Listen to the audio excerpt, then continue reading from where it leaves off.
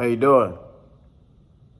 I'm doing good, man. How about yourself, Daryl? Good, man. You know, I'm just trying something new, trying to be you for a day. I just wanted to ask you a few questions because Sure, man. I'm really fascinated with the fact of Are you recording this or not? So you recording it already, or do you yeah, just want to do the yeah. free flow interview? No, I'm recording. We can go forward. All right, all right, all right. So, how long what's the longest you ever been in space? I've done short missions, 14 days to the International Space Station. Mm-hmm. You know, it only takes 8.5 minutes to get up into space, man. Really? You go from 0 to 17,500 miles an hour in 8.5 minutes. God damn. It's the best e-ticket ride Disneyland could ever hope for. That's crazy. And if you're sitting down as you're going up, you'll start, because it's accelerating from 0 to 17,500 miles, the G-forces, gravitational forces start building up on you. And you end up experiencing, as you reach the top, before you cut off the engines, you end up experiencing the equivalent of 3 Gs. And if you're wondering what are 3 Gs, imagine you're lying down on the floor and you put a thin piece of plywood on top of you, okay? Yeah. Now imagine 3 of your buddies that weigh exactly the same as you do, and they have 1 foot on the floor, all the weight on that floor, on the floor, and they lift up their foot and put it on the plywood, which you're under. Yeah. Okay, but no weight on it. That's T-0 before you take off. Then as you take off, through the course of 8.5 minutes, your buddies switch weight from the foot on the floor to the foot on the plywood, which you're under. So 3 of your buddies at 8.5 minutes are on top of the plywood, pushing you down. That's how it feels. And it's even hard to breathe because you can't expand your chest. So you're almost kind of hyperventilating. And then the engine's cut off, and that big 500-pound gorilla disappears, and now you're able to breathe again. And so now you're up in space. That's crazy. Damn. Yeah. You take video, you take pictures and all that. And like I said, that's why I wanted to find out who you're going with, because I wanted to find out what your profile is.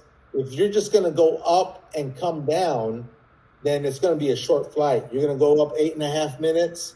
The engine's cut off. You're going to be up there for about 2 or 3 minutes, and then you come down. Because I think yours is suborbital.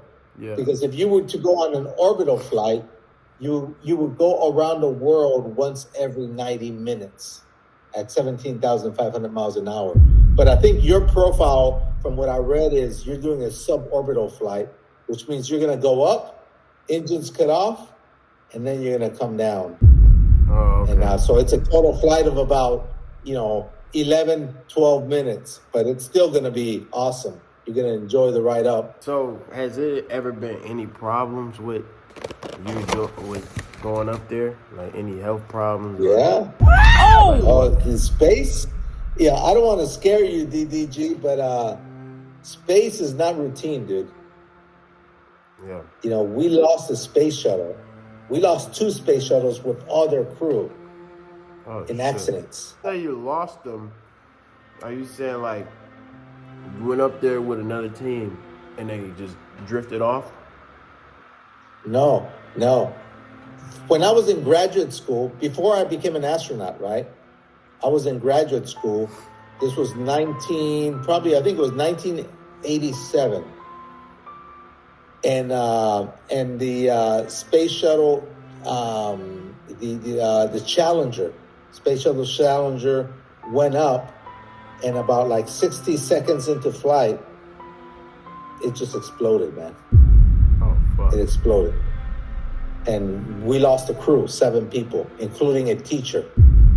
Oh, man. And then fast forward to 2003, a Space Shuttle Columbia took off into space, went to the International Space Station, just like my flight.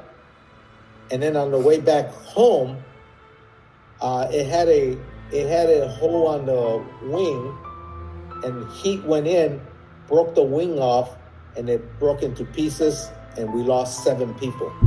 God damn. So it's real, dude. It's real. But you should know the risk. There is risk. It's not. Damn. It's not like a walk in the park, man. Ah, that's crazy. Wow, so you're gonna enjoy it, man. You're gonna be the first rapper in space, dude. I mean, yeah, but how is that? Cool is that? But do you get do that scare you from going? That never scares you from being an astronaut? No, man. Hey, you get the label to send me with you, I'll go with you, dude. Oh, that'd be lit. I would go with you in a heartbeat. Oh, that's crazy. That's how much I like going. So I would go with you. You Damn. tell your label, hey, bring Jose along, man. I'll be right there, dude. Oh, okay, big. Once you do it, I mean, how many freaking people can say they gone up into space, man? Yeah. And then you're gonna be the first rapper to do it, man. Yes, sir. So what do you do for 14 days? We were building the International Space Station. The International Space Station is an orbiting lab that goes around the world once every 90 minutes. And we built it module by module, and we were the second to last mission to finish its construction. So we were kind of like the move-in guys. We brought in 7 tons of equipment that we installed inside the International Space Station. And then my buddies, I'm the flight engineer because I'm in charge of helping pilot the shuttle. So I didn't go outside, but my buddies went outside, did spacewalks, and they installed like ammonia tank assemblies. They installed some antennas. They installed some cameras outside. And so we were busy. We installed, imagine, 7 tons of equipment. That's a hell of a lot of equipment we had to install. But you don't feel it when you're out there, huh?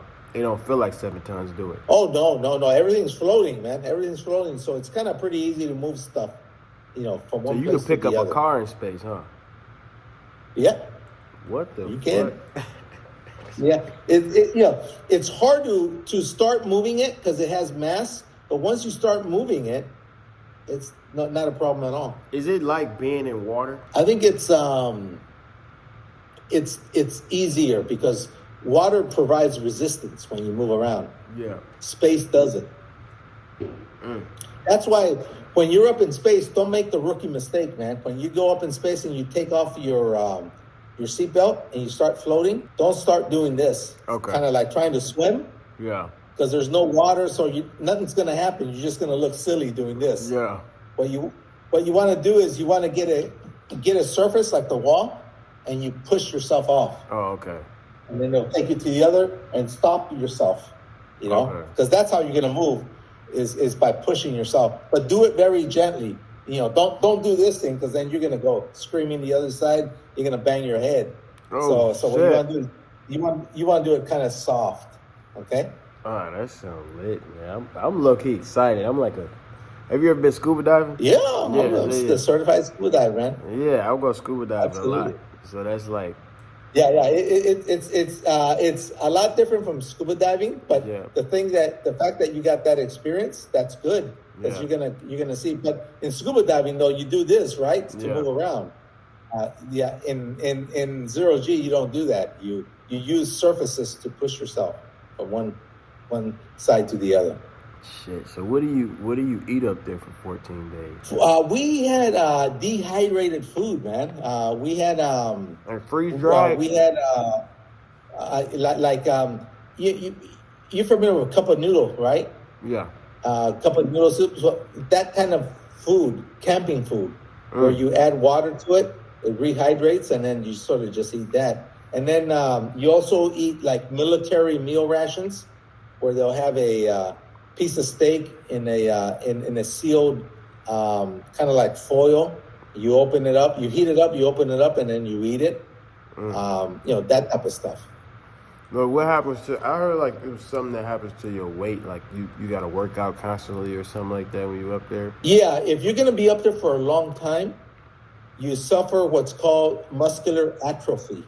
Muscular atrophy means that if you're not using, here on Earth, you're always walking. You stand up, you walk, so your leg muscles are used to that. When you go up in space, and you don't walk, you're floating, your leg muscles become weak. Oh shit. If you're up there for like a week or so, it's okay. You can weather that. But if you're up there for like over a month, your muscles begin to get weak because you're not walking. The muscles you used to use every day, you're not using them. You're floating. And so what happens if you don't exercise them? When you come home, they're going to be too weak. You're not going to be able to walk because you haven't been using them. So what we do is we have a protocol where you have to exercise 40 minutes a day. But that's only if you're gone for like 2 weeks to 6 months that you have to do that. So even if you're up there for a full day or 3 days or whatever, you don't have to exercise because that's not long enough for your muscles to get weak. Is it like, have you seen anything weird in space? No. I stared out the window a lot and see, I had my video camera, everything ready, see if I saw something, any alien ship or something like that. Yeah. And but I didn't see anything, man. I didn't see anything. It's just black. It's just. You can see the stars, the sun, and stuff like that. If you turn the cabin's light off and you get dark adapted, you can see the lights. What's trippy is, when you go outside here on Earth and you see the stars, they twinkle, right? Mm-hmm. They twinkle because of the atmosphere. But when you go out in space, there's no atmosphere, so they don't twinkle. They're like LED lights. They just little lights. So they're on constantly. But they look the same as in Earth because you're not that much closer to them. But they're on constantly, and you kind of get like a depth perception, so you kind of could tell which star is farther than the other. So that's pretty cool too. That's pretty trippy. Oh man! So I always had this question. I think nobody been to the moon. Has anyone actually been to the moon? Yeah, we've been there. Apollo 11 through Apollo 17. And how far is the moon? First guy was Neil Armstrong in 1969. The last guy was Gene Cernan in December of 1972. I didn't go to the moon, but I went around the Earth for 14 days at 17,500 miles an hour, which means I went up and went around the world 217 times in 14 days. Damn. How long does it take to become an astronaut? It took. I got rejected 11 times, man. It wasn't until the 12th time. But you have to become you get your degree in science or engineering, you get a master's, you get a PhD, you learn how to scuba dive, you learn how to fly, and then you work in the industry 4 or 5 years before they even consider you. And even then, I got rejected 11 times. It wasn't until my 12th time. Best of luck, man, and enjoy it, man, all right? Make sure you enjoy everything because it's a one-in-a-lifetime opportunity. And then when you come back, you're officially an astronaut. You know that. For real. Once you go up there and you come back, you're officially a freaking astronaut. That's crazy. So don't let anyone tell you any different. Appreciate it, man. Yeah. You're an astronaut, dude, all right? Appreciate it. Thank you. All right, man. Take care, all right? All right. I see you, man. Take care, DDG. Yeah, Bye-bye.